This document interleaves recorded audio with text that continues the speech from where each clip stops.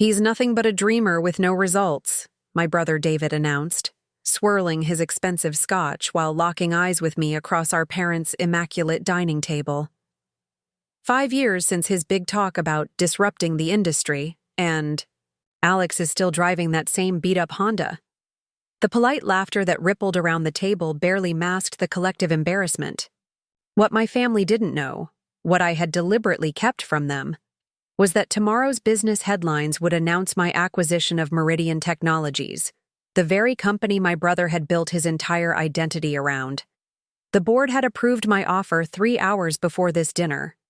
Before we jump back in, tell us where you're tuning in from. And if this story touches you, make sure you're subscribed, because tomorrow I've saved something extra special for you. Preparing and narrating this story took us a lot of time. So if you are enjoying it, subscribe to our channel. It means a lot to us. Now back to the story. Before we continue, tell me where you're watching from. And if this story resonates with you, make sure you're subscribed because tomorrow's video reveals what happened 6 months after the acquisition when David came asking for his job back. The Spencer family's monthly dinner at my parents' Westlake mansion had always been equal parts obligation and ordeal. Tonight was particularly excruciating. My father's 65th birthday celebration, complete with imported champagne, catered 5-course meal, and the inevitable status reports disguised. As casual conversation, I stood on the sweeping terrace before dinner, watching Seattle's skyline glitter across Lake Washington while steeling myself for the familiar ritual. These dinners followed a predictable pattern. My father would hold court at the head of the table. My mother would mediate tensions with practiced grace. My brother David would showcase his latest corporate triumph. My sister-in-law Catherine would subtly reference their growing investment portfolio, and I would become increasingly invisible as the evening progressed. "Alex, there you are." My mother's voice interrupted my thoughts as she stepped onto the terrace, elegant in a navy dress that probably cost more than most people's monthly rent. "Everyone's gathering in the dining room. Your father is getting impatient." "I needed some air," I replied, straightening the tie I'd reluctantly put on for the occasion. At 34, I still felt like a teenager whenever I returned to my parents' home, despite having lived independently for over a decade. "Well, don't disappear again," she said, her smile tight with anxiety. "David's brought Marcus Evans from the country club board. Apparently, he's considering investing in Meridian's new division. It's a big opportunity for your brother." Of course he had. David never missed a chance to showcase his connections, especially to our father. The unspoken family narrative was as familiar as the antique silverware we'd be using tonight. David was the successful son, the one who had followed our father's path into corporate leadership, while I was the unpredictable variable, the one who had rejected a position at my father's firm to pursue entrepreneurial ventures that had yet to yield the kind of measurable success my family respected. Or so they thought. I followed my mother inside, through the sprawling living room where family photos chronicled decades of achievements, mostly my father's and increasingly David's. My graduation photo from Stanford was there, but noticeably absent was any recognition of my work since. Not surprising, since I'd been deliberately vague about my professional life for the past 3 years. The dining room hummed with controlled conversation when we entered. My father stood near the head of the table, deep in discussion with Marcus Evans, a silver-haired man whose reputation as a venture capitalist preceded him.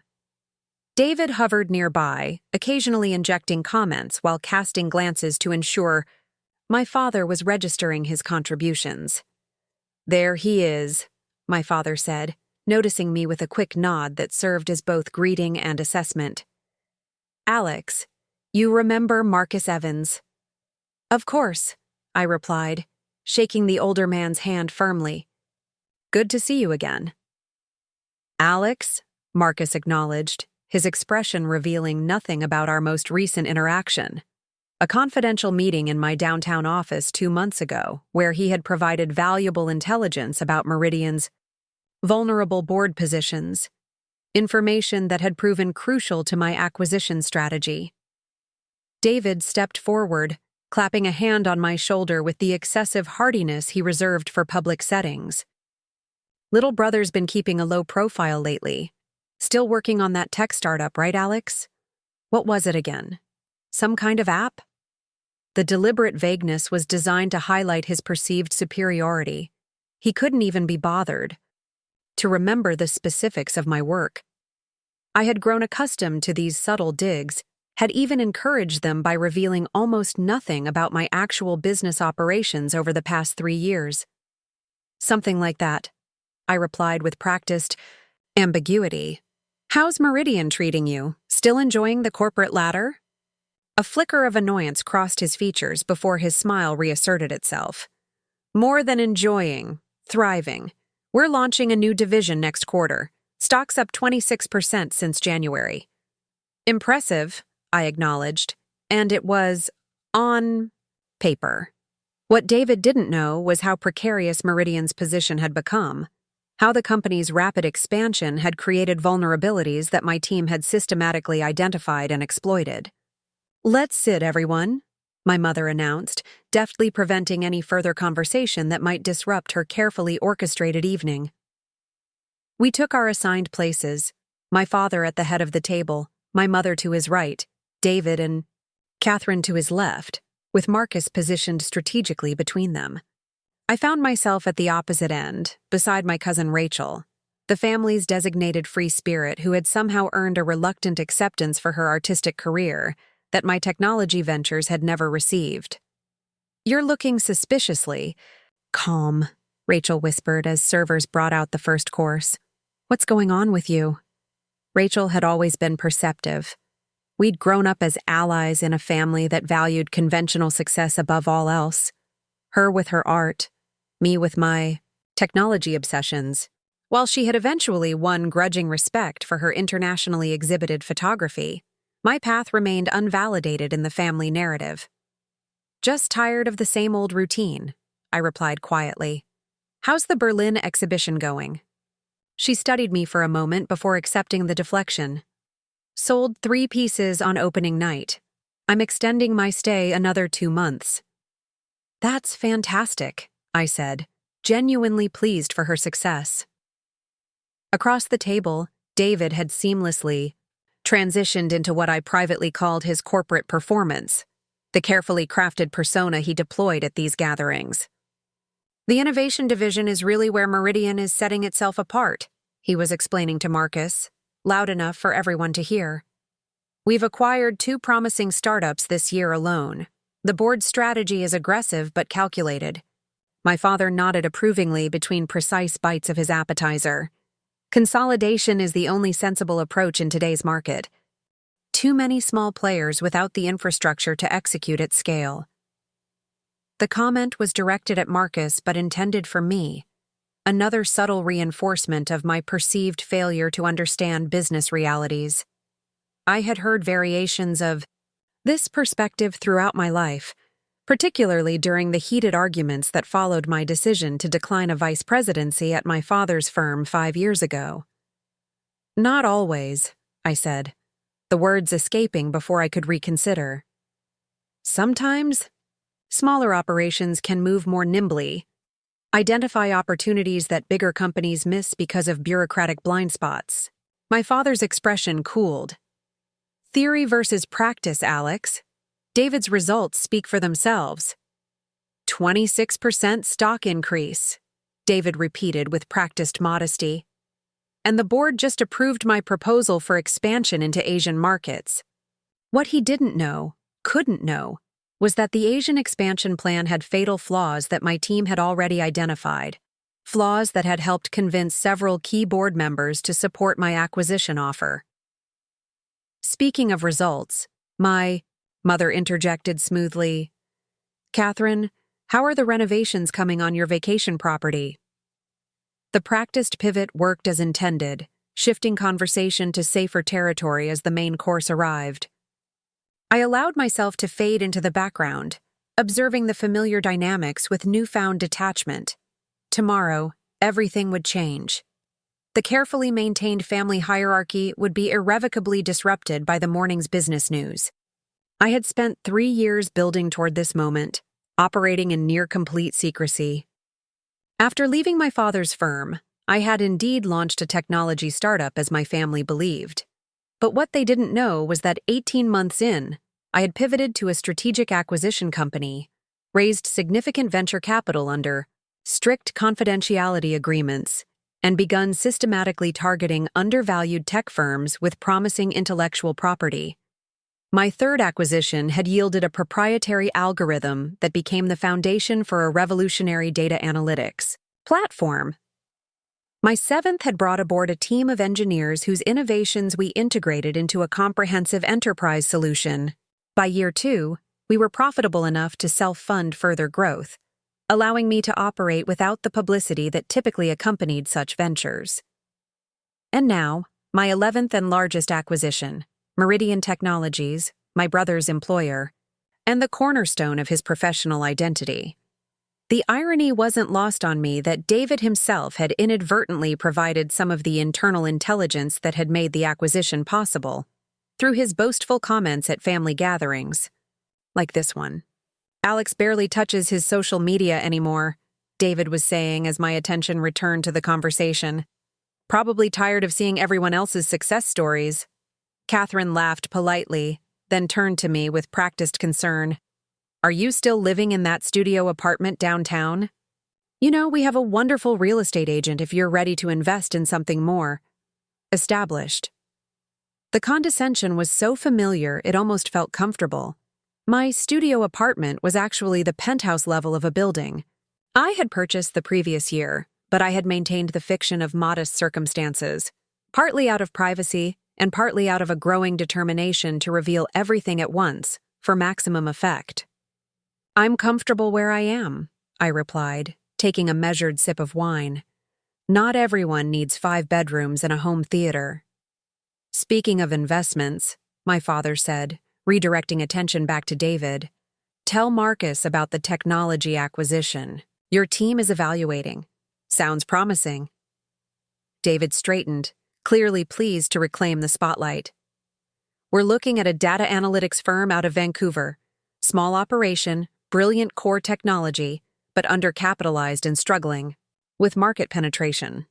Classic case of great ideas, poor execution." I suppressed a smile. The Vancouver firm had been on my radar 6 months ago, but we had passed after identifying critical flaws in their underlying architecture, flaws that David's due diligence team had apparently missed. "You know what they say," David continued, glancing at me. "Ideas are easy. Execution is everything." The comment was aimed squarely at me, a reference to numerous discussions where I had emphasized the importance of innovative thinking while David had countered with the primacy of operational excellence. "And some people just don't have what it takes to execute at scale," he added, the pretense of casual conversation wearing thinner. "Not everyone is cut out for real business success. Some people are just—" He paused, swirling his wine. "Dreamers." The table fell uncomfortably silent. Even my mother's diplomatic skills seemed momentarily inadequate to smooth over the deliberate provocation. Marcus Evans cleared his throat. "I've always found that success in business takes various forms. Some of the most significant market disruptors operated in relative obscurity until they suddenly weren't obscure anymore." It was the closest thing to a defense I had ever received at the family table, and from an unexpected source. I caught Marcus's eye briefly, acknowledging the intervention with a slight nod. My father, however, was not so easily redirected from his preferred narrative. "There's merit in both approaches, certainly. But I've always believed that proven systems and incremental improvement yield more sustainable results than chasing disruptive moonshots. David's career exemplifies that philosophy." The server arrived with dessert, an elaborate chocolate creation that my mother had undoubtedly selected to conclude the meal on a high note. As plates were distributed, I felt Rachel's foot gently kick mine under the table, her version of a solidarity gesture we'd developed as teenagers during particularly difficult family dinners.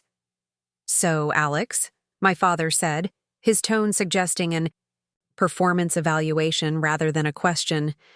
It's been 5 years since you left Harrison Financial. Any concrete developments with your ventures that you're ready to share? The deliberate pause before ventures communicated volumes about his perception of my work. 5 years of the same question, asked with increasing skepticism. At each family gathering. 5 years of my deliberately vague answers, designed to maintain the perception of struggling entrepreneurship while I methodically built something far beyond what any of them imagined. For a moment, I considered ending the charade early, pulling out my phone and showing them the acquisition documents I had finalized that morning. The temptation to witness their immediate reactions was strong, particularly after enduring David's barely veiled contempt throughout dinner. Instead, I offered the same enigmatic smile I had perfected over years of these exchanges, still working through some developments, nothing significant enough to announce yet.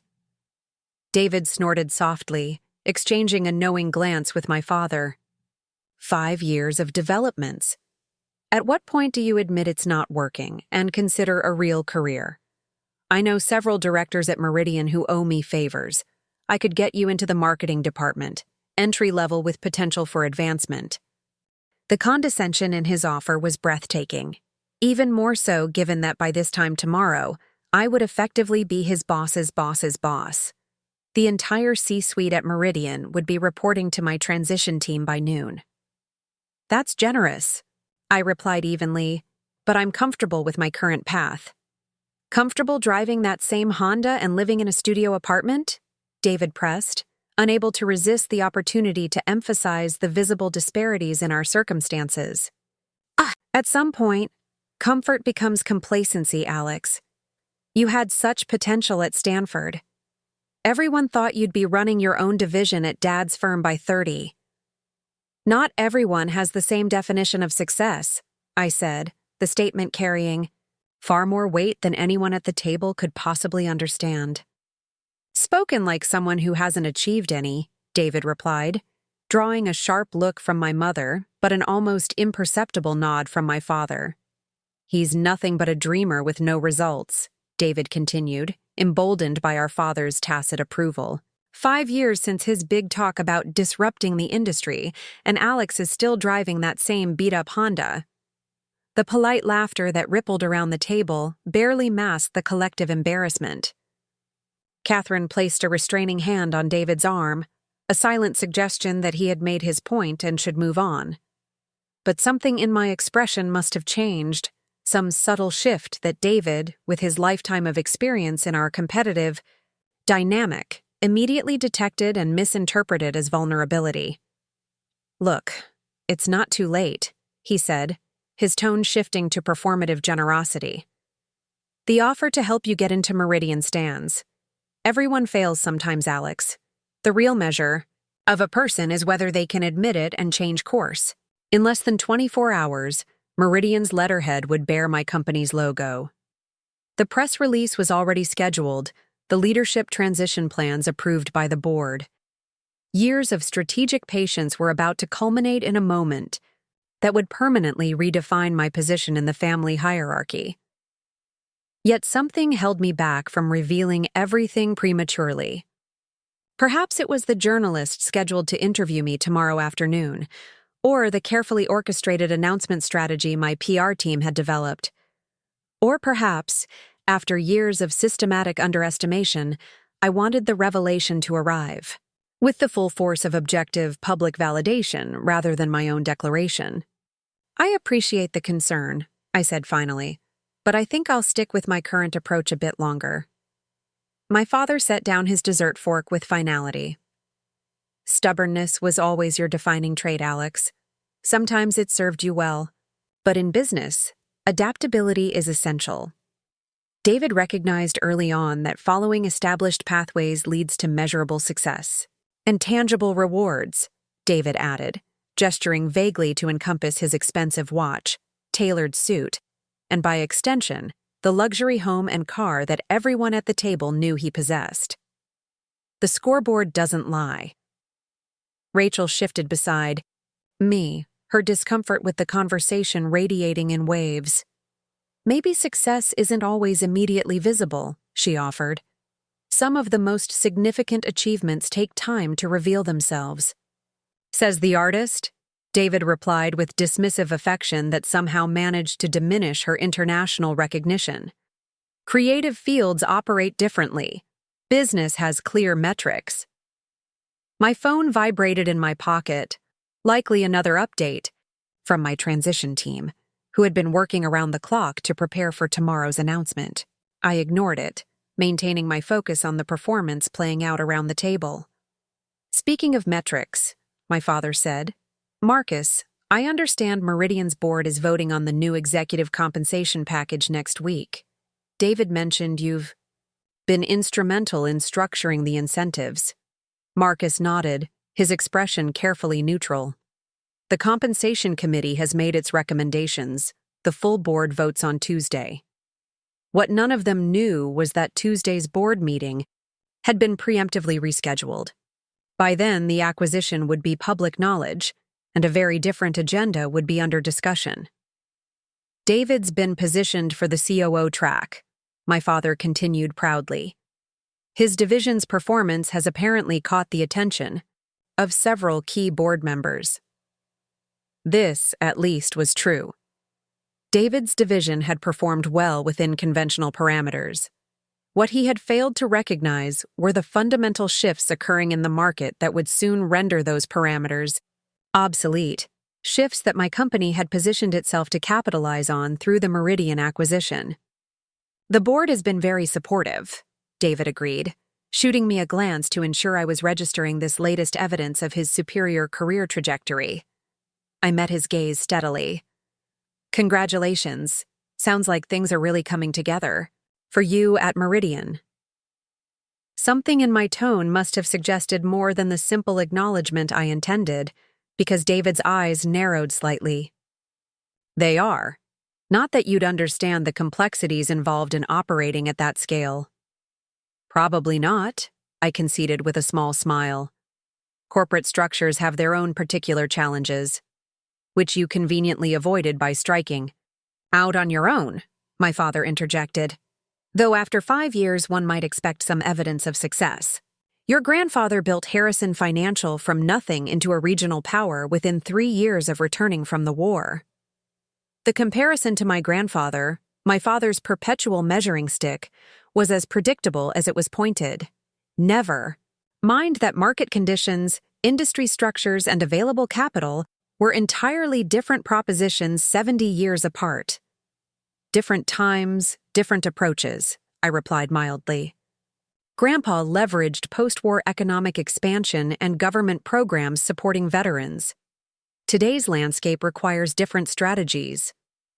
Excuses, my father said with the dismissive confidence that had characterized his approach to business and family throughout my childhood. Results matter. Everything else is justification. The conversation continued its familiar pattern through coffee, with David elaborating on Meridian's expansion plans while my father offered strategic commentary. I contributed minimally, allowing their assumptions about my career trajectory to remain unchallenged for these final hours. As dinner concluded and guests began to disperse through the house, Rachel pulled me aside in the hallway. "You're hiding something," she said quietly. "I've known you since we were kids, Alex. This unflappable Zen master routine isn't your natural state, especially after one of David's performance reviews." I smiled at her perceptiveness. "Let's just say I'm taking a longer view of things these days." "Something's changed," she insisted. "You used to leave these dinners looking like you wanted to put your fist through a wall. Tonight you seem almost amused. What aren't you telling me?" For a moment I considered confiding in her. Rachel had always been the family member I trusted most, the one who understood what it meant to pursue a path different from the Harrison blueprint for success. "Check the business news tomorrow," I said finally. "That's all I can say right now." Her eyes widened slightly. "Seriously? You're being featured somewhere?" "Something like that," I acknowledged, glancing around to ensure we weren't overheard. But I need you to pretend this conversation never happened. Intriguing, she murmured. Does this have anything to do with why Marcus Evans kept looking at you like he was trying to solve a puzzle? Possibly, I admitted. Just wait for tomorrow, okay? She mimicked locking her lips and throwing away the key, a gesture from our childhood conspiracies. My phone buzzed with a text from Rachel. Whatever's happening today, good luck. Call me after.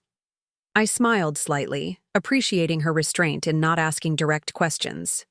Rachel had always understood boundaries better than the rest of the family. At precisely 7:55, Eliza transferred the chairman's call to my office. Alexander. He greeted me, using my full name with a formality that hadn't been present during our negotiations. I wanted to personally acknowledge what you've accomplished. Most 34-year-olds are still finding their way. You've orchestrated a masterclass in strategic acquisition. Thank you, James, I replied, noting the shift in dynamic. During negotiations, I had been Alex, the ambitious upstart. Now I was Alexander, the controlling entity. The integration plan prioritizes what makes Meridian exceptional while addressing the structural challenges we discussed. I've reviewed the 100-day roadmap, he confirmed. It's thorough, unsentimental but not draconian. The board made the right decision accepting your offer.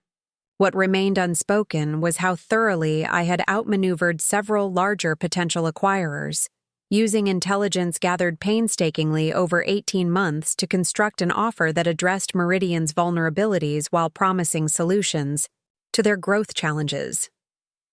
The Bloomberg announcement is scheduled for 8:15, I said. Maria Santos will focus on the strategic rationale and integration vision. And the leadership question? He asked, referring to the delicate matter of who would lead the combined entity.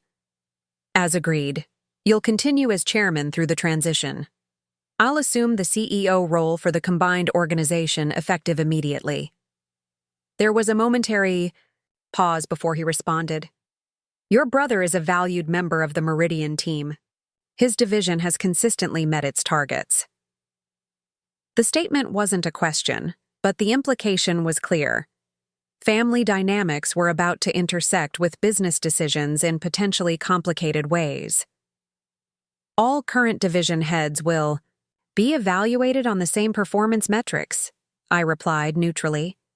David will have the same opportunities and challenges as his peers. The chairman's dry chuckle suggested he understood the complexity better than I had given him credit for. Your father sits on 3 boards with me, Alexander. This should make our next charity gala quite interesting. After ending the call, I rejoined the command center, where Eliza handed me a tablet showing the Bloomberg interview talking points. At 8:14, Maria Santos appeared on the main screen, her professional demeanor underlining the significance of the exclusive she was about to break. We're joined now by Alexander Harrison, founder and CEO of Nova Dynamics, with breaking news in the technology sector, she began. Mr. Harrison, you've operated largely under the radar until today. Now we're learning that Nova has acquired Meridian Technologies in a deal valued at $7 billion. Walk us through how this acquisition came together. For the next 10 minutes, I outlined Nova's strategic vision, emphasizing the complementary technologies and market opportunities while avoiding any mention of my personal connection to Meridian. The Bloomberg exclusive was followed immediately by the wider press release, triggering a cascade of notifications across financial news platforms. At 8:32, as I was completing a follow-up call with the Wall Street Journal, Eliza appeared in my office doorway, her expression uncharacteristically hesitant. David Harrison is in the lobby, she said. He's demanding to see you. Security reports he's agitated. I checked the time. The second wave of Meridian notifications had gone out barely 2 minutes ago. David must have come directly to our offices the moment he received the news. Have security escort him to the conference room, I instructed. I'll be there in 5 minutes. Are you sure? Eliza asked. The CNBC interview is scheduled for 9. We can tell him you're unavailable. He's still my brother, I replied, though the fact that I had to state this aloud revealed how completely I had compartmentalized my family relationships from my business identity. 5 minutes won't derail our timeline.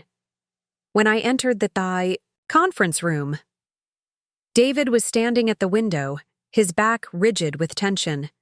He turned as the door closed behind me, his expression cycling through shock, disbelief, and anger in rapid succession. "What the hell is this?" he demanded, gesturing, with his phone where the acquisition announcement was undoubtedly displayed. Some kind of elaborate joke? "It's not a joke, David," I replied calmly. "Nova Dynamics has acquired Meridian Technologies in a deal approved by your board yesterday afternoon. The integration process begins immediately." He stared at me, as if seeing a stranger, which in many ways he was. The brother he thought he knew, the underachiever, the dreamer with no results, had never actually existed. "That's not possible," he insisted. "Meridian is a publicly traded company with a market cap of over $2 billion. You drive a Honda and live in a studio apartment." "The Honda is a choice, not a necessity," I explained, "and my studio is actually the top 3 floors of the Harrison Tower downtown. I own the building." David's face flushed with anger. "So everything, all these years of pretending to struggle with your startups, letting the family think you couldn't make it work, that was just an act? Some elaborate setup for what? This moment of gotcha?" The accusation stung more than I had anticipated. I had expected triumph in this confrontation, but David's question forced me to examine my own motivations with uncomfortable clarity. "It wasn't an act," I said finally. "I was building something that required focus and freedom from constant input. You know how Dad operates. If he had known what I was working on, he would have insisted on weekly strategy reviews and introduced me to key people with outdated perspectives. So, you deliberately misled your entire family for years," he summarized, his voice hardening. "Let us believe you were failing while you were what? Secretly becoming a corporate raider?" "Not a raider," I corrected. "Nova identifies undervalued companies with complementary technologies and integrates them into a more effective whole. We retain most employees and invest in R&D at higher levels than standalone operations could support." "Save the press release talking points," David snapped. "What happens to my division? To my team?" This was the question I had anticipated since the acquisition target was first identified.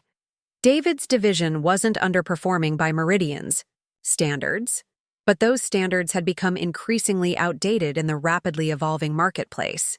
"All division heads will be evaluated under the same criteria," I replied, echoing my earlier statement to the chairman. "Performance metrics are being reset to align with Nova's strategic objectives. In other words, I now report to my little brother," he said bitterly, "the family failure who was apparently running circles around all of us." "You'll report to Eliza Chen, our COO," I clarified, "the same as all division heads in the integrated structure." David laughed without humor. "And Eliza reports to you. Don't insult me by pretending this isn't exactly the revenge scenario you've dreamed about. Last night at dinner, was that particularly satisfying? Listening to me offer you an entry-level position at the company you were about to buy?" The question gave me pause. Had satisfaction been my primary emotion during last night's dinner? Certainly there had been an element of justified vindication in knowing how dramatically the family dynamic was about to shift. But mixed with that had been an unexpected sadness for the relationship that might have been if my family had supported rather than dismissed my vision. "Last night wasn't about revenge," I said finally. "It was about the culmination of a strategy that no one in our family, including you, believed could succeed. You all decided my path wasn't valid because it didn't mirror Dad's or yours." "So this is about proving us wrong?" David challenged. "Buying my company out from under me to show you we're right all along?" This is about building something significant, I countered, my frustration finally breaking through.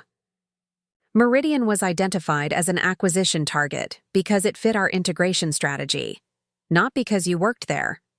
That was coincidental, though I won't deny it created an additional layer of complexity in the decision. David's expression shifted subtly, calculation replacing raw anger as the businessman in him began to assess the situation strategically. "What do you actually want from me?" he asked. "If this isn't about family dynamics, if it's truly just business, then what's my best move here? Resign? Fight? Play along?" The blunt question deserved an equally direct answer. Your division has consistently met its established targets. That's commendable, but those targets were set using outdated metrics that don't adequately address market evolution or technology integration potential. Translation: you think I'm good at executing someone else's vision, but not at innovating, he summarized with surprising accuracy. Your operational excellence is valuable, I acknowledged, but the new performance metrics will require adaptive thinking and horizontal integration that haven't been priorities in Meridian's siloed structure. And if I can't deliver against these new metrics, then you'll face the same consequences as any division head who can't adapt, I replied honestly. This isn't personal, David. It's about building an organization that can compete effectively in a rapidly changing marketplace. He studied me for a long moment, reassessing years of interaction through this new lens. "You've changed," he said, finally. The Alex I grew up with was impulsive, wore his emotions on his sleeve. "You've become calculated." "I've become effective," I corrected. "There's a difference." Our conversation was interrupted by a gentle knock. Eliza opened the door just enough to catch my attention. "CNBC in 10 minutes, she reminded me. "And your father has called 3 times in the last 5 minutes. David's eyebrows rose. "Ah, so Dad's heard the news too. That should be an interesting conversation." "I'll take his call after the CNBC interview," I told Eliza before turning back to David. "We should continue this discussion later, when we've both had time to process the immediate shock."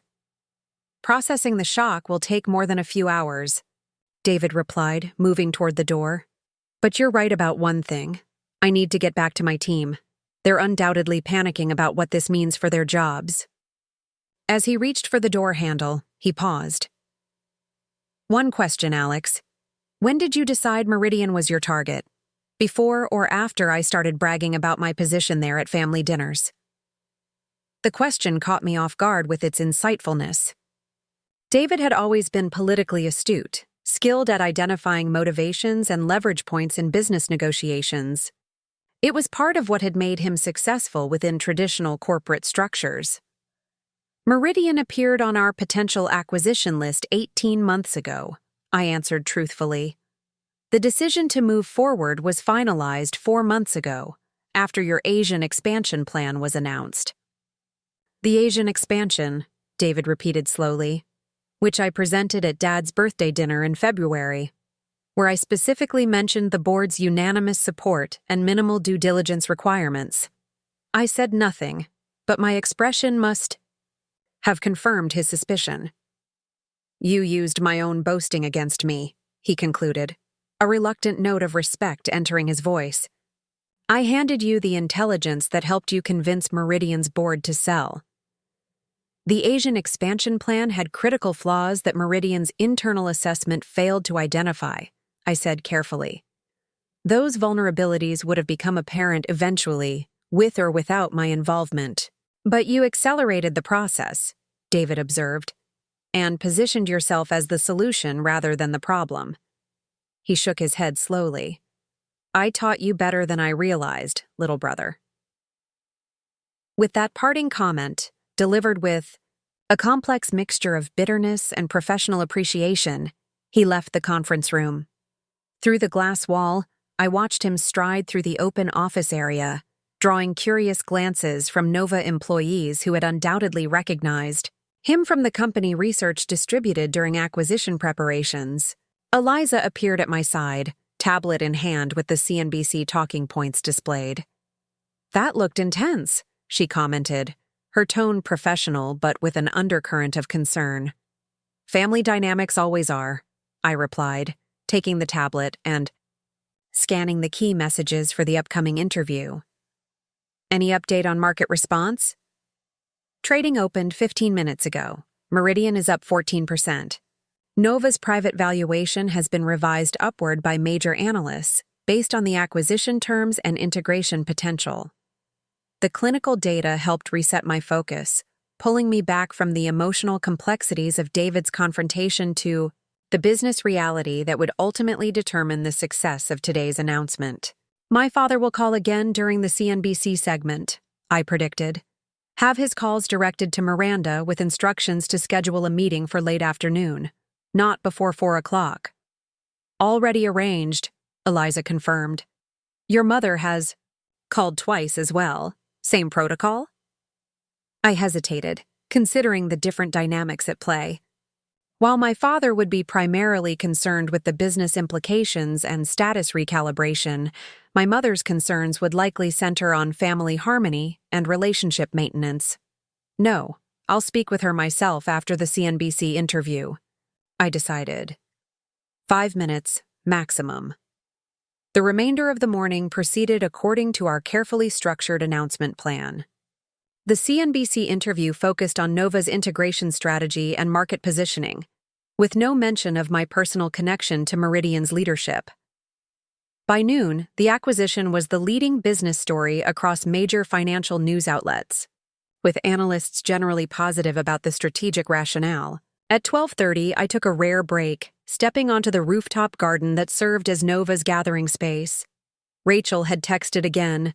"Holy shit, Alex. Just saw the news. Call me immediately." I smiled at her characteristic directness and dialed her number. "You absolute dark horse," she answered without preamble. "David's company? Really? The family chat groups are exploding right now." "I can imagine," I replied, looking out over the Seattle skyline. "How's Dad taking it?" "Currently cycling between outrage that you kept this from him and smug pride that his son pulled off a multi-billion-dollar acquisition," Rachel reported. "Mom's upset about family harmony. Uncle Peter is worried about how this looks at the country club, and Aunt Susan is already telling everyone she always knew you were the smart one." I laughed despite the tension of the morning. "And David?" "Radio silence," she confirmed. But his wife posted something cryptic about true character revealing itself in unexpected ways before deleting it 10 minutes later. The report aligned with what I had expected. The family system was recalibrating in real time, individual members repositioning themselves in relation to this seismic shift in the established hierarchy. "What about you?" I asked. "Where do you fall on the outrage to pride spectrum?" "I'm just sorry I missed the moment when David found out," Rachel admitted. "But seriously, Alex, this is incredible. Not just the acquisition, but the fact that you built something this substantial while everyone was dismissing your potential. It's the ultimate vindication." Her enthusiasm was genuine, untainted by the competitive undercurrents that had always characterized my relationship with David and my father. Rachel had consistently supported my decision to leave Harrison Financial, even when she didn't fully understand what I was building instead. "It's not just vindication," I clarified, uncomfortable with reducing the achievement to a family dynamics. "Victory." Nova is doing important work integrating complementary technologies to solve significant challenges. The Meridian acquisition accelerates our ability to scale those solutions. I know, Rachel acknowledged. "The business rationale is sound. The strategic vision is compelling. The market response is positive. But don't pretend there isn't at least a small part of you that relished David's face when he realized his little brother just became his boss." I couldn't help smiling at her accurate assessment. "Maybe a small part," I conceded. "Well, brace yourself," she warned. "Dad's organizing a family dinner for tonight. Attendance is non-negotiable according to the text he sent 20 minutes ago. I had anticipated this move. My father had always preferred to address significant family matters in settings he could control, usually around his own dining table where traditional hierarchies were physically reinforced through seating arrangements and established rituals. "I'm tied up with integration meetings until at least 8, I replied, making a rapid decision.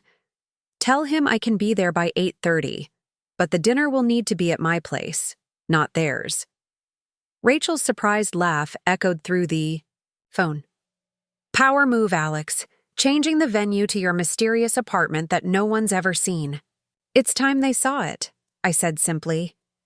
The fiction of the struggling entrepreneur no longer serves any purpose.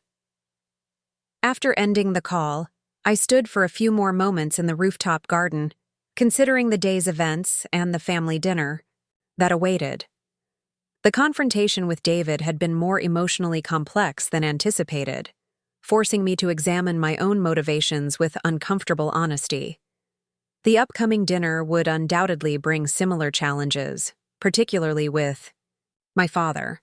Eliza appeared at the garden entrance. "The integration team is assembled in boardroom 2, she reported. "And we've just received word that Meridian's CTO wants to accelerate the technology convergence timeline originally proposed."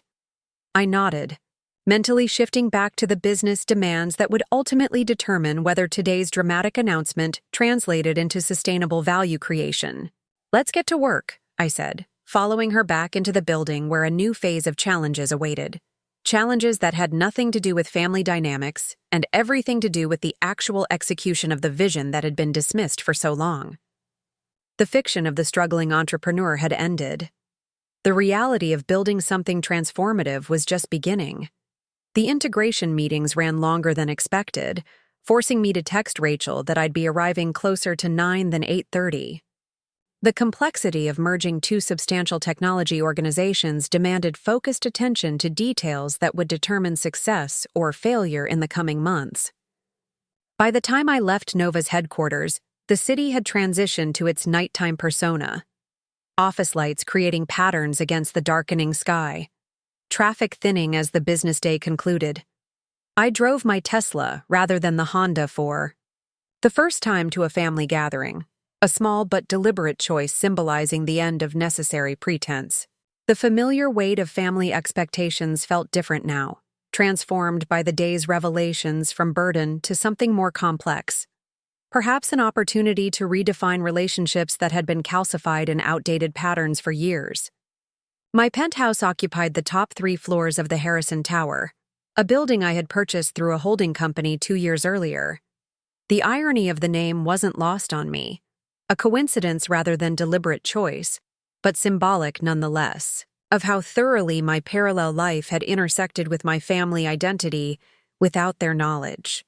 The private elevator opened directly into the main living area, where floor-to-ceiling windows showcased panoramic views of Elliott Bay and the Olympic Mountains beyond. Rachel had arrived first, as arranged.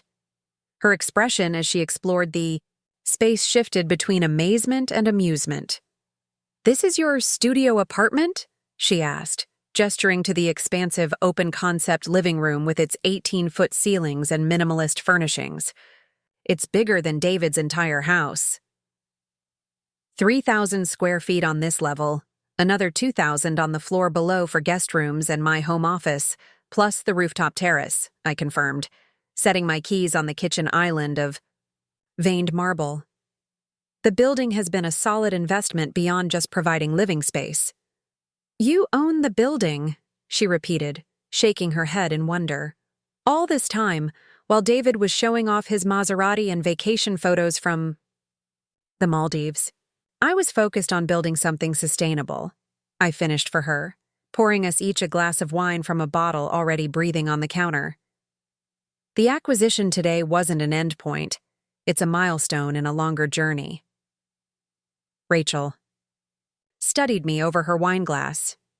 "You've become philosophical, little brother. Success looks good on you." "It's not about the success," I clarified. "It's about the validation of an approach everyone dismissed. The market recognized what our family couldn't see, that innovation often happens outside traditional structures.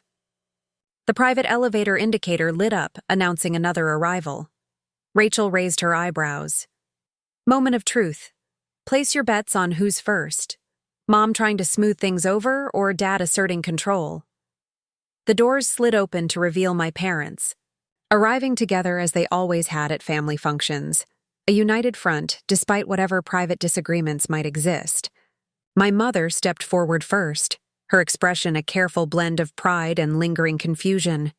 My father remained momentarily in the elevator doorway, his eyes sweeping the penthouse in rapid assessment. "Alex," my mother began, embracing me with the same perfume-scented hug she'd offered at countless family gatherings. "This is quite a day of surprises." My father stepped into the space with deliberate casualness that couldn't disguise his calculating observation. "Quite a place. You've been hiding," he remarked, his tone making the statement both compliment and accusation. "Harrison Tower. Interesting choice." "The building presented a good investment opportunity," I replied, matching his neutral tone. "Wine? Dinner will be served once David and Catherine arrive."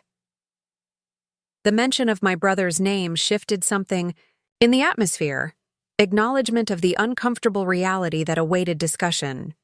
My father accepted the offered wine but remained standing while my mother moved to the windows, exclaiming appropriately at the view. "The Meridian acquisition is generating significant attention," my father said, his voice carrying the authoritative resonance he typically used when discussing business matters. "James Whitaker called me this afternoon. You made quite an impression on the board." James Whitaker, Meridian's chairman and my father's longtime associate. The name drop was deliberate, reminding me of the interconnected world of business relationships that I had navigated largely unseen until today. "The board recognized the strategic value of the integration," I replied. "Meridian's core technologies complement Nova's platform in ways that create exponential rather than additive value." My father nodded slightly, the gesture neither confirming nor denying my assessment. "You've been operating at significant scale without any visibility. That requires explanation, Alexander." The use of my full name signaled the seriousness with which he viewed not just today's business revelation, but what he clearly perceived as a breach of family protocol. In the Harrison worldview, major business moves were discussed, analyzed, and often debated among family members before execution. Before I could respond, the elevator indicator lit again. Rachel caught my eye from across the room and mouthed "round two" as David and Catherine stepped into the penthouse. My brother had changed from his morning business attire into more casual, evening wear, but the tension in his shoulders betrayed the strain of the day's events. "Sorry we're late," Catherine offered, her social training automatically supplying the appropriate pleasantry despite the extraordinary circumstances. "Traffic was challenging." The excuse was transparently false. Likely they had been discussing how to approach this unprecedented family dinner. But I accepted it with a nod, offering them each wine before suggesting we move to the dining room. The caterers I had arranged had set the table with understated elegance, deliberately different from the formal settings my mother preferred for family gatherings. We settled into places without the usual negotiation of seating arrangements, another small disruption to established patterns. "Your home is beautiful," my mother ventured once we were seated, clearly attempting to establish normal conversation. "Patterns. How long have you lived here?" "Almost 2 years," I replied, watching her process this information against her understanding of my circumstances. "The renovation took 6 months before that." 2 years, she repeated, the implications settling visibly. "And you never invited us." It wasn't an accusation so much as an expression of hurt, the first genuine emotion to break through the careful social veneer of the evening.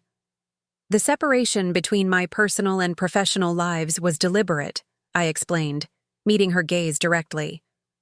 "Nova required focused attention without the distraction of constant assessment and input." "Input," my father repeated, the word sharp-edged, Is that how you categorize family interest in your well-being and success? As unwelcome input? The B. Servers arrived with the first course, momentarily delaying the confrontation. Once they had withdrawn, I considered my father's question with the seriousness it deserved. Not unwelcome, I clarified, but potentially misaligned with what I was building. The Harrison approach to business is deeply rooted in established models and incremental improvement.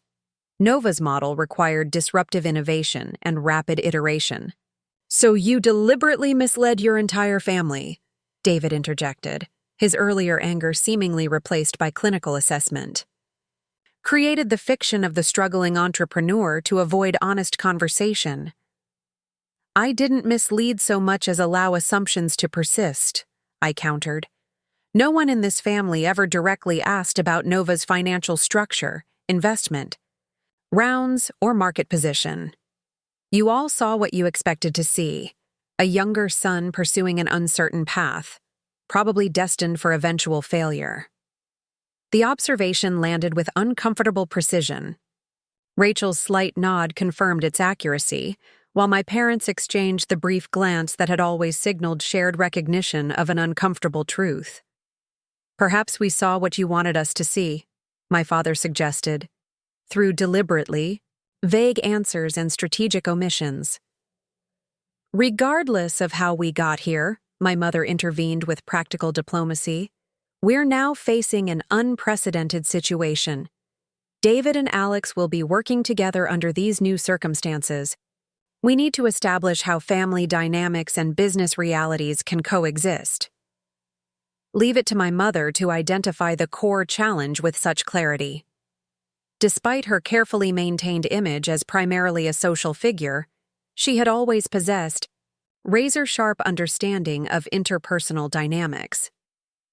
We won't be working together directly, David clarified before I could respond. As Alex made clear this morning, I'll be reporting to his COO, not to him personally. And your position is secure? My father asked, his concern for David's professional standing evident. An uncomfortable silence settled over the table. The question exposed the fundamental power shift more directly than anything yet said. My father asking me about my brother's job security, acknowledging my authority over David's professional future. All division heads are being evaluated against new performance metrics, I replied, deliberately echoing my earlier explanation to David. Those who can adapt to the integrated model will have opportunities for advancement. Those who can't will be offered appropriate transitions. In other words, no guarantees, Catherine observed, speaking up for the first time beyond social pleasantries. Her gaze held mine with surprising steadiness. David's 20 years of corporate experience might count for nothing if they don't align with your new metrics. 20 years of experience can be an asset or a liability, I replied carefully. It depends whether that experience has created adaptive thinking or rigid patterns. Enough business talk, my mother declared with the authoritative tone she reserved for steering family conversations away from potential conflict. I want to understand how you managed to build something of this magnitude while making us believe you were barely staying afloat. Did no one recognize you? Were there never any news stories or industry mentions?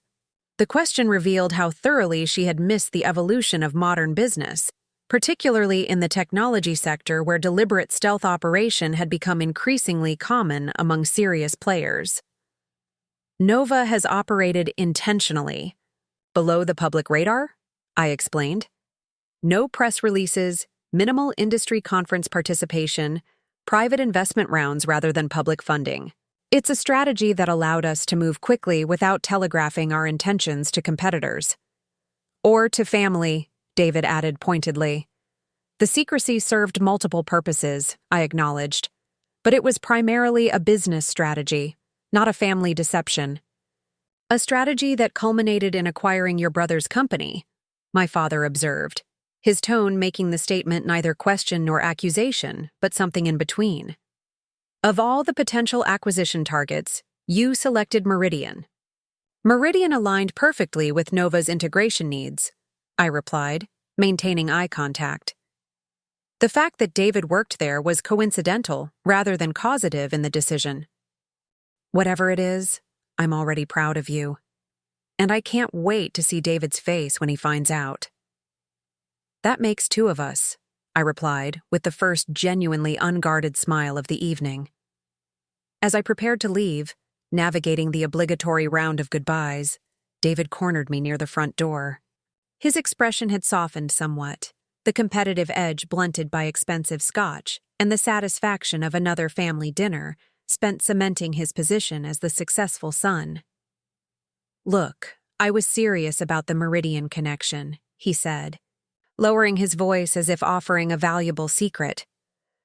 Everyone stumbles sometimes. There's no shame in admitting when a path isn't working out. In that moment, despite years of condescension and barely disguised contempt, I felt an unexpected flicker of sympathy for my brother. His entire identity was constructed around a corporate position that would be dramatically reconfigured by tomorrow afternoon. I appreciate the thought, I said, meaning it more than he could possibly understand. But I think things are about to work out in ways neither of us expected. He raised an eyebrow, misinterpreting my comment entirely. Finally ready to join. The real business world? Dad would be thrilled if you came back to Harrison Financial, you know. He'd never admit it, but he's been hoping you'd eventually come around. Not exactly, I replied. But thank you for the dinner conversation. It was illuminating. Anytime, little brother, he said, clapping me on the shoulder with the patronizing affection that had characterized our relationship since childhood. That's what family's for, keeping each other grounded in reality. As I walked to my beat-up Honda, actually a deliberately maintained older model I kept specifically for family gatherings, rather than the Tesla parked in my downtown garage, I considered the spectacular disruption that awaited tomorrow's family dynamics. Years of strategic patience, methodical business development, and calculated misdirection were about to culminate in a moment of revelation that would permanently alter how my family perceived me. My phone buzzed again as I slid into the driver's seat. A text from my COO. Final press release approved.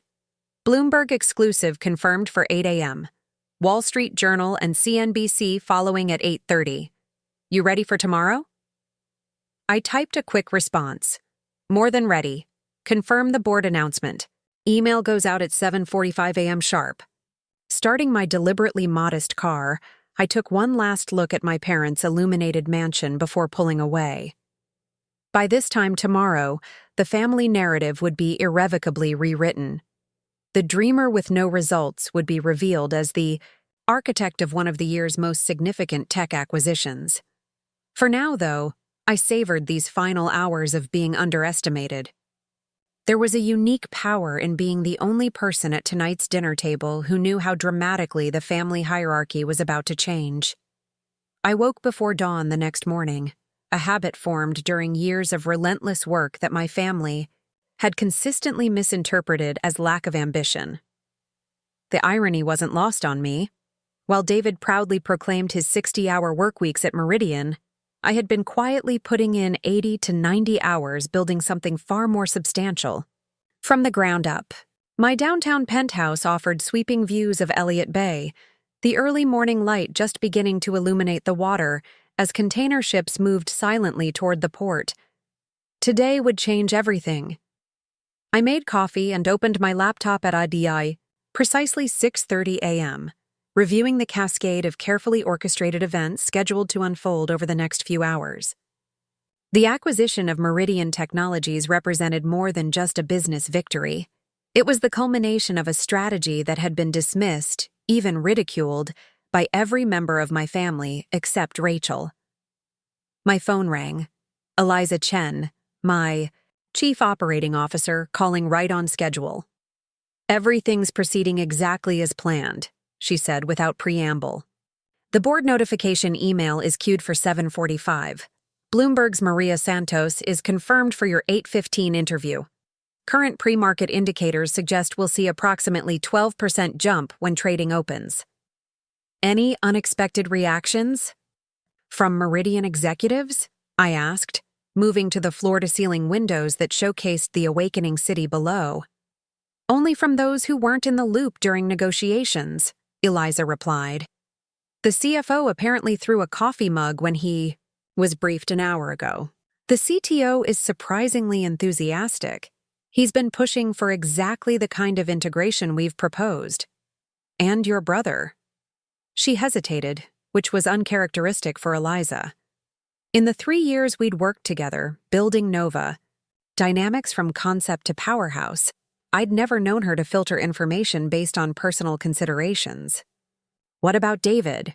I prompted. He hasn't been notified yet, she explained. The executive briefing only included C-suite.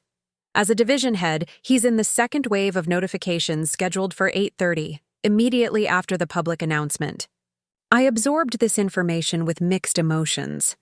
Part of me had assumed David would be among the first to know, given his self-proclaimed importance within Meridian's hierarchy. The reality, that he wasn't considered essential enough for the pre-announcement briefing, suggested his position wasn't as central as he had led our family to believe. Understood, I said. Any changes to our integration timeline? None. Transition team is ready. We're maintaining the 100-day plan as approved. First wave of strategic redundancies identified, primarily in middle management, where we have duplication. The clinical language, strategic redundancies, momentarily brought David to mind again. His division wasn't on the immediate restructuring list, but the performance metrics we'd established would eventually force significant changes in how his team operated. Whether he could adapt to the new paradigm remained to be seen. Perfect, I replied. I'll be in the office by 7:30. After ending the call, I methodically prepared for the day that would transform not just my family's perception, but my public identity as well. For years, I had operated in deliberate obscurity, avoiding industry, conferences, declining speaking engagements, and staying off social media. Today, that carefully maintained anonymity would end. The charcoal Tom Ford suit I selected was one I'd never worn to family gatherings. The Nova Dynamics offices in the renovated warehouse district similarly reflected a success I'd never showcased to my relatives. I had cultivated the image of the struggling entrepreneur precisely because it allowed me to operate without the constant scrutiny and unsolicited advice my family would otherwise have insisted on providing. At 7:28 a.m., I stepped off the private elevator into Nova's headquarters, 30,000 square feet of thoughtfully designed workspace housing our team of 127 employees. The energy was palpable, staff members moving with the focused intensity that accompanied major company milestones. Eliza met me at the entrance to the command center we'd established for the announcement day. Board notification email just went out, she reported, falling into step beside me. Initial responses already coming in. Meridian's chairman called. He wants to talk before the Bloomberg interview. I checked my watch. Schedule him for 7:55. 10 minutes, no more. The command center hummed with controlled activity. PR team monitoring media alerts, legal reviewing final documents, market analysts tracking pre-trading indicators. On the main screen, a countdown clock showed 31 minutes until the Bloomberg exclusive would break the story. Quarterly board presentation is finalized, Eliza announced, entering with a tablet containing the comprehensive results we'd be sharing tomorrow. Market share increases in all target segments, revenue synergies tracking 15% ahead of projections, and the Vancouver acquisition is proceeding on schedule. The Vancouver firm, the same one David had incorrectly assessed months ago, had become our 12th acquisition, folding specialized AI capabilities into our expanding technology ecosystem. The business momentum was undeniable, with industry analysts now regularly citing the Nova model as a template for successful integration strategy. And the org chart for next quarter? I asked, turning from the window to review the data. Eliza's normally impassive expression showed a hint of satisfaction. Approved as submitted, including the new division structure. The reorganization represented the most significant leadership shuffle since the initial integration, creating 5 streamlined divisions aligned by market segment rather than legacy company structure. It was the final dismantling of Meridian's siloed approach, replacing it with a horizontal integration model that encouraged cross-functional collaboration. David's team is prepared for the transition? I asked, the question professionally. Necessary despite its personal implications. Better than prepared, Eliza confirmed. They've been operating under the new framework informally for weeks. The official announcement just validates what's already happening on the ground. This reality, that my brother's division had adapted more successfully than anyone anticipated, reflected the most surprising development of the 6-month integration period.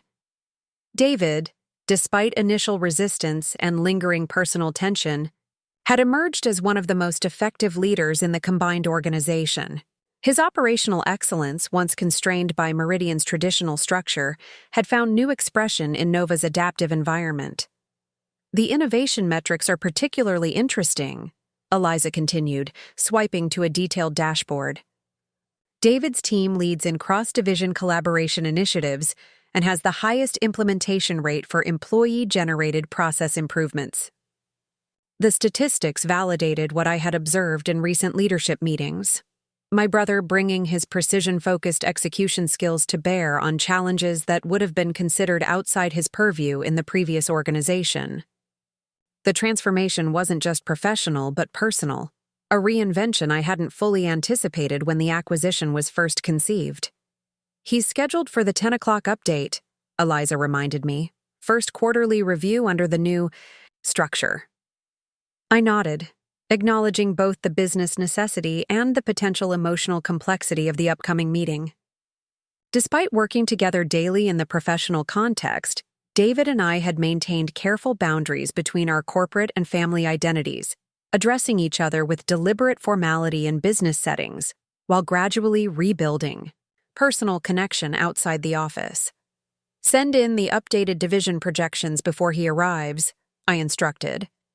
I want to review his team's growth targets one more time.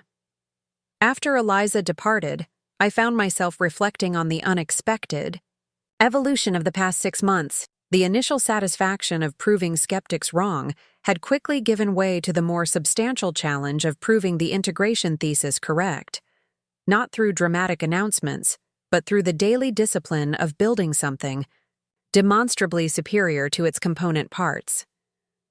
My phone chimed with a text from Rachel. Gallery opening tonight? Need escape from spreadsheets and synergy discussions. 7 p.m. Non-negotiable. I smiled at her characteristic directness. Rachel had become an unexpectedly valuable touchstone during the integration period, her perspective untainted by either corporate politics or family history. Her artistic career had continued its upward trajectory alongside Nova's expansion, creating parallel success stories that allowed for mutual celebration without competition. We'll be there, I confirmed, recognizing the wisdom in her implied advice to maintain perspective beyond business metrics. A knock at the door announced David's early arrival. He entered with the confident efficiency that had become his hallmark. In the new organization, tailored suit replaced by the business casual that better reflected Nova's culture, tablet in hand containing the data he would undoubtedly reference throughout our discussion. Alex, he greeted me, the former tension in using my name in professional settings now largely dissipated. I'm a few minutes early. I can wait if you're not ready. No need, I replied, gesturing to the seating area designed for more collaborative discussions rather than the formal desk arrangement that maintained hierarchical distance. I've reviewed your preliminary numbers. They're impressive. He settled into the indicated chair, setting his tablet on the table between us. The team has adapted well to the new structure. Better than I initially expected, if I'm being honest. This admission, that his early resistance had been proven unnecessary by subsequent results, reflected the growing self-awareness that had characterized his professional evolution. The David of 6 months ago would have claimed credit for positive outcomes while attributing challenges to external factors. The David sitting across from me now had developed the capacity for objective assessment that included his own preconceptions. The cross-functional initiatives particularly stand out, I noted, referencing the metrics Eliza had highlighted. That's traditionally been the most challenging aspect of horizontal integration. It required unlearning some deeply ingrained habits, David acknowledged. 20 years of optimizing within clearly defined boundaries creates patterns that don't transfer well to collaborative structures. The team needed permission to think differently before they could actually operate differently. The insight revealed how thoroughly he had internalized Nova's philosophy, not just implementing directed changes, but understanding the underlying principles that made those changes necessary. "And you?" I asked, deliberately shifting to the personal dimension that usually remained unaddressed in our professional interactions. "How has your own unlearning process evolved?" He considered the question with characteristic thoroughness, the pause reflecting genuine reflection, rather than calculation of politically advantageous responses. "It's been illuminating," he said finally. "Challenging in ways I didn't anticipate, but ultimately clarifying. The metrics I used to measure success, both professionally and personally, were fundamentally flawed." "Flawed how?" I prompted, intrigued by this unexpected direction. "They prioritized visible status markers over substantive impact," he explained. "Corner office size over idea generation. Reporting structure complexity over functional efficiency. Social recognition over actual innovation." He shook his head slightly, as if still surprised by his own reassessment. "I was optimizing for external validation rather than meaningful contribution." The self-analysis struck me as remarkably similar to insights I had reached years earlier when leaving our father's firm. Recognitions that had ultimately led to Nova's creation and the acquisition that had brought us to this moment. "That's a significant perspective shift in 6 months," I observed. "Necessity accelerates adaptation," he replied with unexpected humor. "Nothing challenges assumptions quite like having your company acquired by your younger brother." "Exactly why it's necessary," David countered. "The old patterns clearly didn't maximize potential. Maybe it's time for a different approach." The suggestion carried echoes of Nova's integration philosophy applied to family dynamics, identifying complementary strengths across previously siloed relationships to create more effective collaboration. "What time?" I asked, accepting the proposition. 7:30 at Altura. I'll let Dad know you'll be joining us." After David left, I found myself considering the remarkable transformation represented by our conversation. 6 months ago, professional interaction had been rigidly formal, personal connections strained by acquisition tensions. Today, we had moved fluidly between business analysis and personal insights, finding unexpected common ground in shared recognition of how perspective shapes possibility. My phone chimed with another message from Rachel. Reminder: gallery opening. Tonight. $7. Wear something that doesn't scream, "I acquire companies for breakfast." I grimaced slightly at the scheduling conflict, quickly typing, "Have to reschedule. Unexpected dinner with Dad and David to discuss business partnership. Potential breakthrough in family dynamics." Her response came immediately. "The Harrisons' farm. Men discussing business collaboration instead of competitive positioning? Is the apocalypse nigh? Details tomorrow. Wear the gray suit. It says visionary but approachable."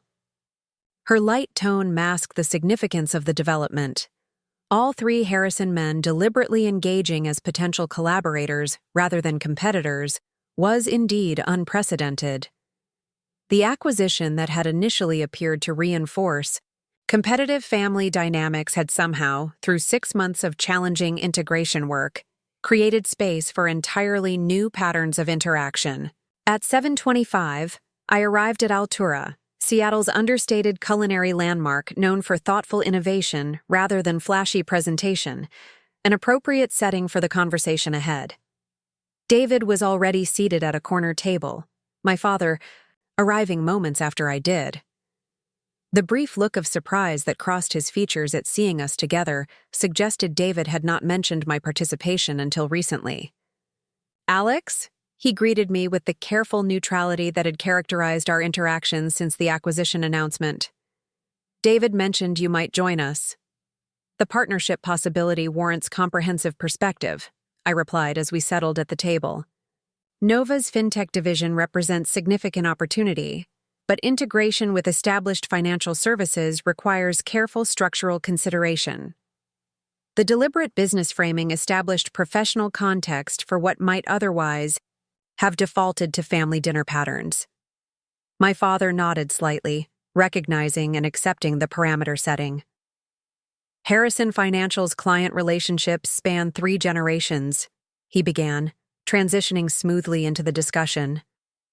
"That stability represents both strength and limitation in the current environment.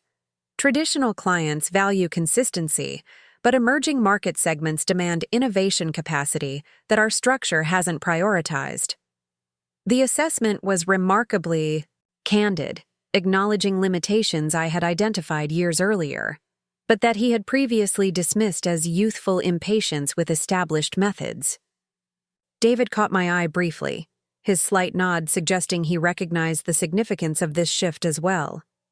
Nova's platform offers transaction efficiency and predictive analytics that complement Harrison's relationship-centered approach, I observed. The challenge is creating integration that enhances rather than disrupts existing client connections while opening access to emerging segments, which is where my experience with the Meridian integration becomes relevant, David added, completing the triangulation we had never previously attempted. The most successful elements of that process involved identifying value preservation priorities alongside transformation opportunities. Applied to Harrison's client base, that means mapping relationship touchpoints that must remain high contact while automating transactional elements that create friction. My father leaned forward slightly, his expression reflecting genuine engagement rather than the performance of interest he typically displayed in family business discussions. "You've both developed perspective I haven't fully appreciated," he acknowledged with unexpected candor. "Different perspectives, but complementary in ways I'm just beginning to recognize." This admission, that his sons might collectively possess insights beyond his individual understanding, represented a fundamental shift in family dynamic that had always positioned him as the ultimate business authority. "The market is too complex for any single perspective to capture fully," I suggested, offering framing that honored his experience while creating space for expanded collaboration. Integrated viewpoints create more comprehensive strategy than siloed expertise, regardless of how valuable that expertise might be individually. My father studied me for a moment, then David, his gaze reflective rather than evaluative. "When did my sons become wiser than their father?" he asked finally, the question holding genuine wondering rather than defensive deflection. "Not wiser," David corrected diplomatically. "Just differently positioned to observe evolving patterns. Your foundation makes our perspectives possible." The conversation that followed over dinner moved with surprising fluidity between specific partnership structures and broader philosophical approaches to business evolution.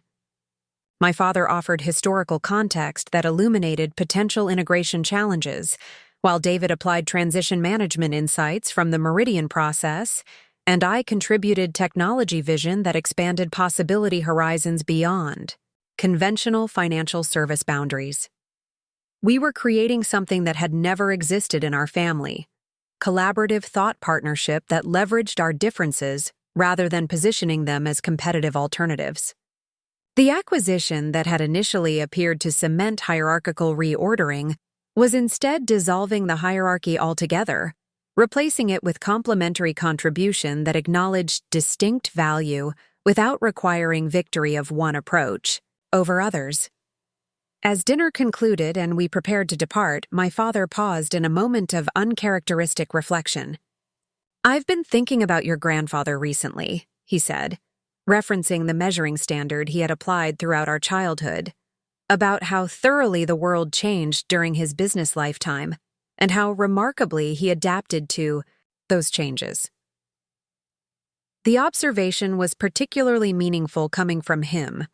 My grandfather's adaptation had always been presented as evidence supporting traditional approaches rather than embracing transformation. His willingness to evolve, while maintaining core principles, was his defining strength, my father continued, something I perhaps lost sight of in my determination to preserve what he built. Tonight reminded me that legacy isn't preserved through rigid adherence to established patterns. It continues through thoughtful evolution that honors foundations while embracing necessary change. The insight, that preservation and transformation need not be oppositional, captured exactly what the past 6 months had demonstrated through Nova Meridian's integration and our evolving family dynamic. What had begun as apparent disruption had created space for more authentic continuation of what truly mattered, both professionally and personally. Her hurt was genuine, untainted by the competitive assessment that characterized my father's reactions or the defensive anger driving David's responses. My mother had always been more concerned with family cohesion than professional hierarchies, and my systematic withholding had denied her the connection she valued most. It wasn't intentional cruelty, I assured her, recognizing the pain behind her question. It began as necessary separation between my professional development and family expectations. It continued because the distance allowed me to build something without constant comparison or criticism. "We would have been proud," she insisted. "Your father might have questioned your methods, but achievement like this? How could we not celebrate it?" "The achievement is only visible in retrospect," I reminded her gently. During the building phase, there were countless decision points where Dad and David would have pushed for more conservative approaches that might have fundamentally altered Nova's trajectory. She considered this with the thoughtfulness that had always been her hallmark. "Perhaps," she conceded, "your father's instincts trend traditional. But complete information blackout, Alex? For years?" "An overcorrection," I acknowledged. "Necessary separation evolved into complete compartmentalization. I'll own that mistake." Her expression softened. "Well, we're here now. Moving forward with full knowledge, however belatedly acquired." As the evening drew to a close and family members prepared to depart, individual conversations created a momentary opportunity for David and me to speak privately near the elevator. "I've been thinking about what you said this morning," he began, surprising me with his measured tone, "about adaptive thinking versus rigid patterns." "And?" I prompted when he hesitated. "And I'm not sure which category I fall into yet," he admitted with unexpected self-awareness.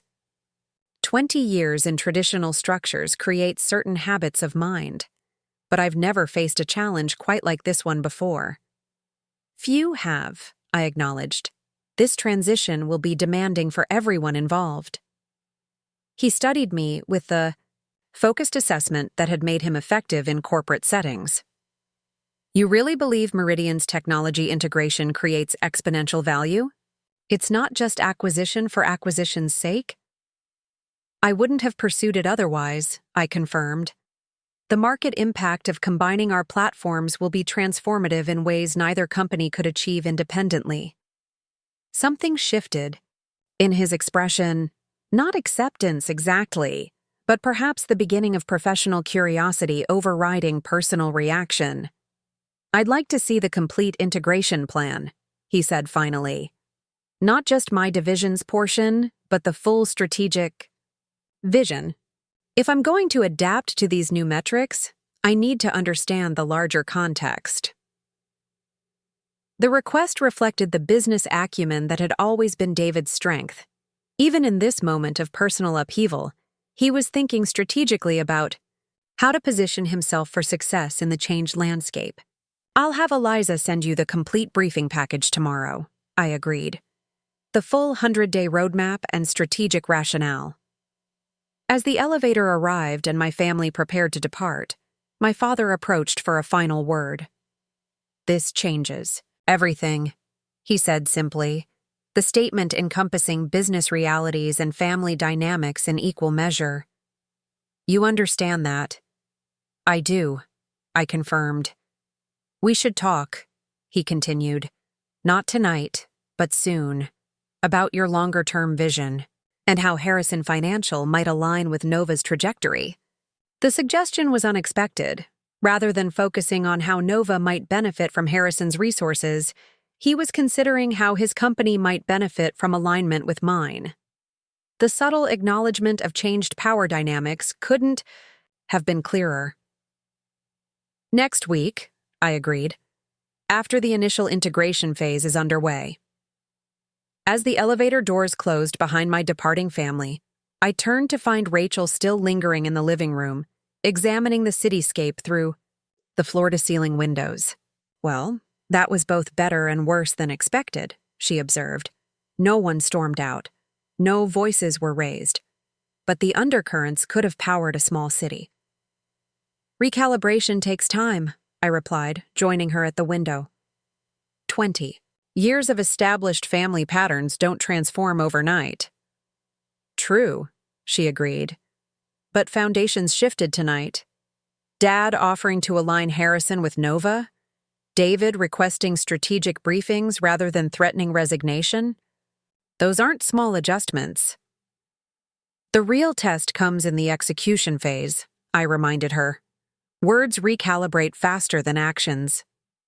She turned from the window to study me with the perception that had always been her gift. "You've achieved something remarkable, Alex.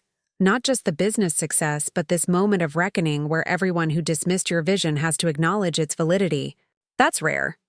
"It's not about vindication," I began, repeating my earlier disclaimer. "Of course it is," she interrupted with affectionate exasperation. "Among other things. Vindication isn't a dirty word when you've earned it through legitimate achievement." Her perspective gave me pause, challenging the narrative I had constructed about pure business strategy untainted by personal motivation. "Maybe you're right," I conceded. "Perhaps vindication was part of the equation all along. The question now," she continued, "is what happens after vindication. You've proven every doubt wrong, reset the family hierarchy, established yourself as the business visionary Dad always wanted in a successor. What's next in this story you're writing?" Her question lingered in my thoughts long after she departed, cutting to the heart of the challenge that awaited beyond today's dramatic revelations and tonight's tense family dinner. Vindication had indeed been achieved, but vindication alone created no lasting value. The true test lay ahead, not in proving doubters wrong, but in proving my vision right through successful execution of the ambitious integration plan that had been dismissed as impossible until today made it inevitable. As I stood alone in the penthouse that had remained my private sanctuary for so long, I realized that the most significant transition wasn't Nova acquiring Meridian, or even the family recalibration it had triggered. The real transformation lay in stepping fully into a leadership identity no longer defined by reaction to family expectations, but by the forward momentum of creating something meaningful in its own right. The era of secret achievement had ended. The challenge of public execution was just beginning. 6 months passed with the relentless intensity that major corporate integrations demand. Spring had given way to summer, then autumn, as Nova Meridian moved from shocking business headline to established market reality.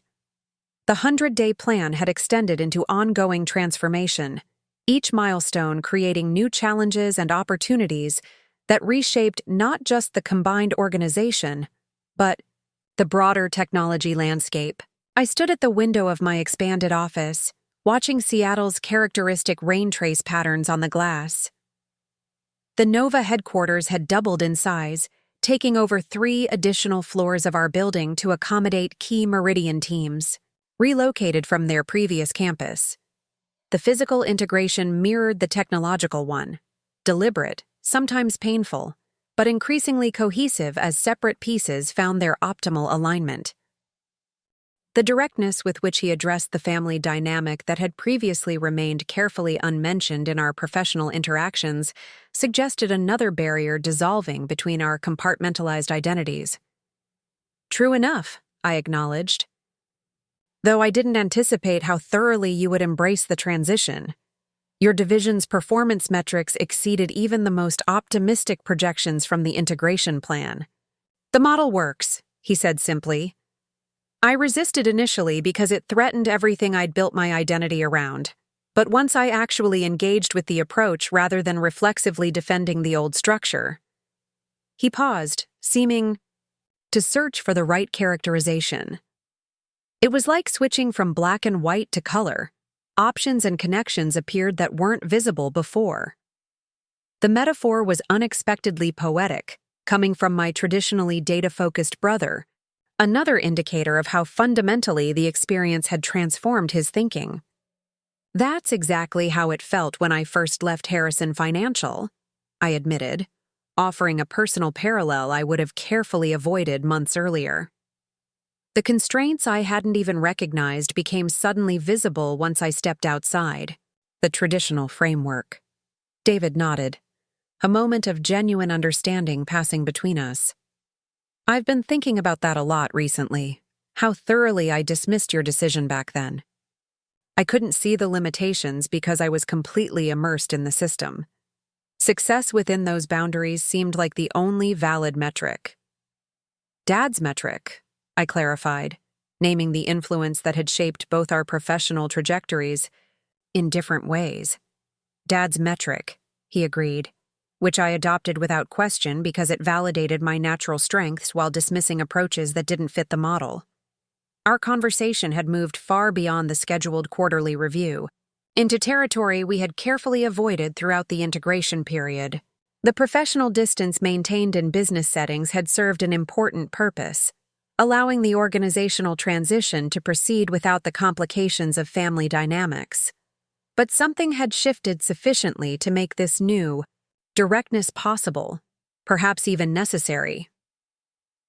"I have something to show you," I said, making a spontaneous decision. Not directly related to the quarterly review, but relevant to what we're discussing. I opened a secure folder on my tablet and passed it to him. "This is the original Nova business plan from 5 years ago. The document I created immediately after leaving Harrison Financial." He accepted the tablet with visible surprise. The business plan had never been shared outside Nova's founding team and key investors, its strategic vision protected by rigorous confidentiality agreements. "Why are you showing me this now?" he asked, correctly sensing the significance of the gesture. "Because it contains the initial integration thesis that eventually led to the Meridian acquisition," I explained. The roadmap was always longer and more deliberate than anyone realized. What looked like sudden disruption was actually the culmination of a 5-year strategy. David began reviewing the document, his expression shifting from polite interest to focused engagement as he recognized the comprehensive vision articulated years before. Any visible success validated its approach. The plan detailed not just Nova's initial focus, but its expansion strategy, integration philosophy, and ultimate market positioning. A blueprint remarkably similar to what had actually unfolded despite countless tactical adjustments along the way. "This is..." He paused, looking up from the tablet. "You had this level of clarity 5 years ago? When everyone, including me, was dismissing your decision as impulsive and poorly conceived?" "The clarity came from stepping outside conventional thinking," I explained. "From questioning fundamentals that most industry veterans took for granted. Being underestimated created space to experiment without constant scrutiny or pressure, to conform to established patterns." He continued reading, pausing occasionally to ask clarifying questions about specific strategic elements. His analysis was sharp and insightful, quickly grasping nuances that many business reviewers had missed. "The Meridian acquisition is outlined here conceptually," he noted with surprise, finding the section that described integration of complementary technology platforms. Not by name, but the strategic rationale and timing are consistent with what actually happened. The specific target wasn't identified until later, I confirmed. But the category of acquisition and its place in the larger strategy was established from the beginning. So when I was bragging about Meridian's expansion plans at family dinners, you were unknowingly providing validation that the company fit Nova's acquisition profile, I finished for him, though formal due diligence obviously went far beyond casual conversation points. He set the tablet down, processing this new context for events that had appeared sudden and possibly personally motivated from his previous perspective. "I've been thinking about this all wrong," he said finally. "I initially saw the acquisition as either opportunistic or vindictive, a sudden decision driven by immediate circumstances. But it was actually the execution of a long-term vision that I was too embedded in conventional thinking to comprehend." The assessment was remarkably accurate, acknowledging both his previous misconception and its underlying cause without defensiveness. "Most significant changes appear sudden to outside observers," I observed. "The groundwork that makes them possible remains invisible until results become undeniable. Like the reorganization we're implementing next quarter," he noted, making the connection to our current situation. "It seems dramatic to teams that haven't been involved in the strategic planning, but it's actually the logical next phase of an integration process that began months ago." "Exactly," I confirmed. "Successful transformation requires both clear long-term vision and carefully sequenced implementation steps. Neither works without the other." Our conversation shifted to the upcoming reorganization, discussing how to support team members through the transition while maintaining operational momentum. The scheduled 30-minute review extended to nearly an hour, our discussion flowing naturally between strategic considerations and practical implementation challenges with a collaborative ease that would have seemed impossible 6 months earlier. As David prepared to leave, he paused at the door. "I'm having dinner with Dad tonight. He wants to discuss the potential partnership between Harrison Financial and Nova's fintech division." The information wasn't surprising. My father had been systematically repositioning Harrison Financial over recent months to better align with Nova's trajectory, beginning with the cautious collaboration first suggested the night of our family dinner. What was unexpected was David's involvement in these discussions, suggesting another evolution in our complicated family business dynamic. "Any preliminary thoughts on the partnership structure?" I asked, maintaining professional framing, while acknowledging the personal dimension. "Several," he replied. "But I think you should join us for dinner. The three-way perspective would be valuable. Harrison's traditional strengths, Nova's innovation focus, and my experience bridging both worlds through the integration process." The invitation represented another boundary dissolution, not just between our professional and personal identities, but in our mutual relationship with our father, who had always engaged with us separately in business contexts. "Dinner with both of us discussing business strategy?" I asked with a raised eyebrow. "That's uncharted territory." As we stood outside the restaurant, the Seattle rain having temporarily paused to reveal a clear autumn night, my father extended his hand first to David, then to me, the formal gesture carrying emotional significance through its deliberate acknowledgement of professional respect. "I look forward to developing the partnership structure," he said, the statement encompassing both the specific business collaboration we had discussed and the broader personal recalibration it represented. "Perhaps we could make this a regular gathering, monthly strategy discussions beyond the formal board interactions." "I'd like that," David replied, glancing at me for confirmation. "Agreed," I nodded. "Different perspectives create better outcomes than any of us could develop individually." As my father departed and David and I walked toward our respective vehicles, my brother chuckled softly. 6 months ago, Would you have imagined us having collaborative dinner with Dad discussing how to integrate Nova's technology with Harrison? Financial? Not remotely, I admitted. That possibility wasn't even on the horizon. Amazing how thoroughly perspectives can shift when circumstances force re-evaluation, he observed. The acquisition that initially seemed to cement competitive positioning has somehow created collaborative potential instead. Disruption creates space for reconfiguration, I suggested. Sometimes systems need significant shock to evolve beyond entrenched patterns. David nodded thoughtfully. I've been considering a hypothesis about all this, he said as we reached the parking area. What if the secret success narrative you maintained wasn't just about avoiding family input or proving doubters wrong? What if it was actually necessary? Incubation space for developing something that couldn't have evolved within existing frameworks? The insight was remarkably perceptive, cutting to an underlying truth I hadn't fully articulated even to myself. The deliberate separation hadn't been solely about avoiding interference, but about creating protected space where entirely new possibilities could develop without premature constraint. That's surprisingly accurate, I acknowledged, though I didn't conceptualize it that clearly at the time. Some wisdom only emerges in retrospect, David replied with the philosophical tone that would have seemed completely out of character 6 months earlier. Next week's team meeting, I have some thoughts on the market expansion strategy that might interest you. Not conventional approach, but potentially complementary to the existing framework. Send me the overview, I suggested. We can discuss before the full team review.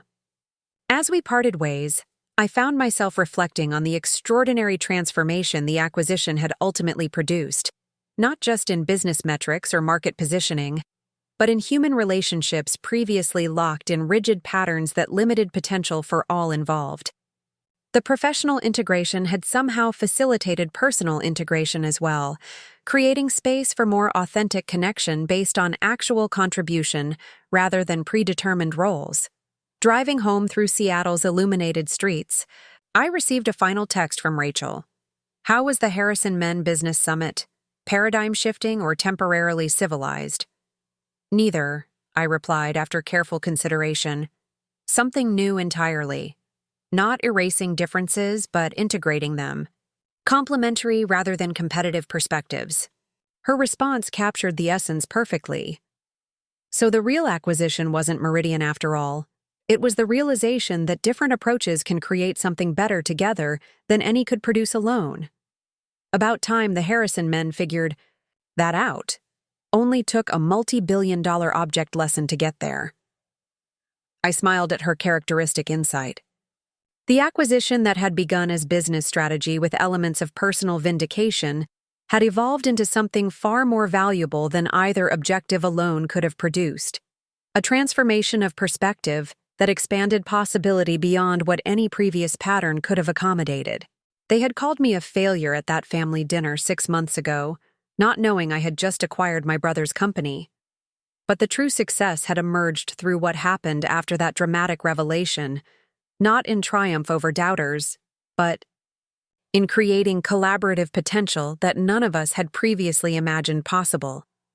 That was the real acquisition, not of a company, but of a fundamentally expanded vision of what we might accomplish together once competitive positioning gave way to complementary contribution. The deal that closed today wasn't measured in billions of dollars, but in the incalculable value of transformed relationships built on authentic recognition rather than predetermined roles. That was the ultimate dividend of the acquisition no one had anticipated, even me. Up next, you've got 2 more standout stories right on your screen. If this one hit the mark, you won't want to pass these up. Just click and check them out. And don't forget to subscribe and turn on the notification bell so you don't miss any upload from us.